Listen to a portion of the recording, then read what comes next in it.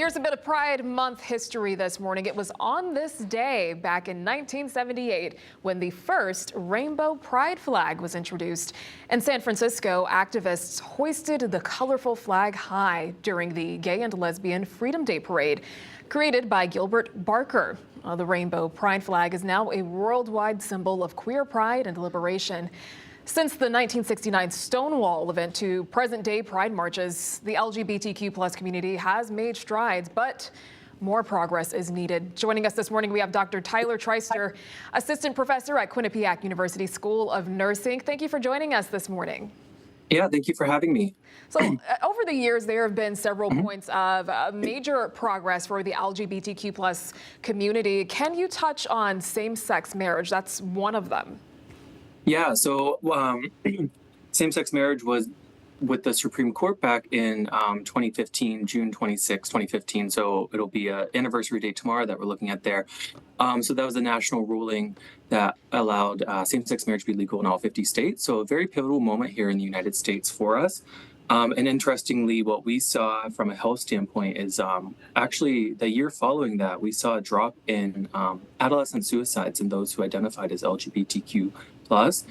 So those suicide attempts, we saw a drop in that, a very significant drop following that legalization, because it's allowing people to see that they're allowed to be that person and that the government sees them in those eyes. That happens there.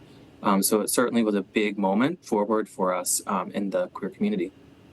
Right. Now let's talk about anti-discrimination laws. Can you tell us how Connecticut has worked to protect the LGBTQ+ community and how this may show up in schools and even workplaces? Yeah, for sure. So Connecticut is one of the pioneers of anti-discrimination laws. And theirs for sexual orientation and gender identity dates back to about 2011, where they actually include both sexual orientation and gender identity within that framework that's there. And then the recent Supreme Court ruling a few years ago with the Title IX protections do include gender identity under those Title IX protections there. So it really gives schools, universities, and local municipalities power to have those anti-discrimination laws that are going on there to protect those individuals, whether that's in the school here in Connecticut. It's a very progressive state to live in where there's a lot of protections to keep our youth safe, however they identify in those areas that may be there. So it's really helps them on both sides of that. Right. Now, the repeal of Don't Ask, Don't Tell, that wasn't too long ago, something that had gone on for a long time.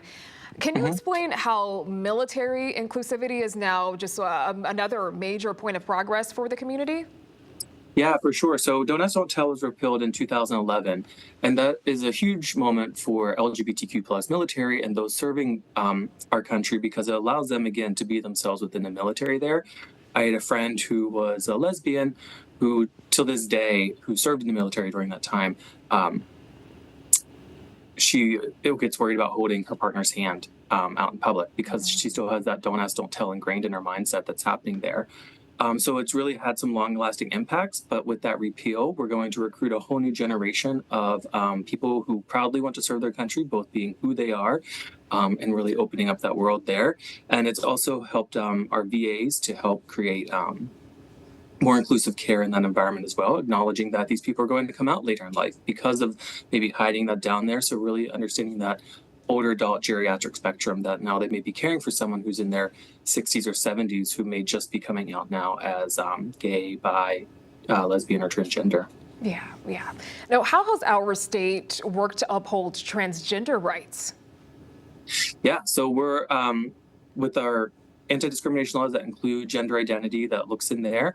We're one of the more progressive states that help to uphold those transgender rights, really trying to affirm that use of, something as simple as using the bathroom to getting your legal name changed. There's a lot of resources available throughout the state. One of the biggest ones, Anchor Health, they have clinics that will be available if you wanted to get your name changed, if you want to talk about hormonal therapy.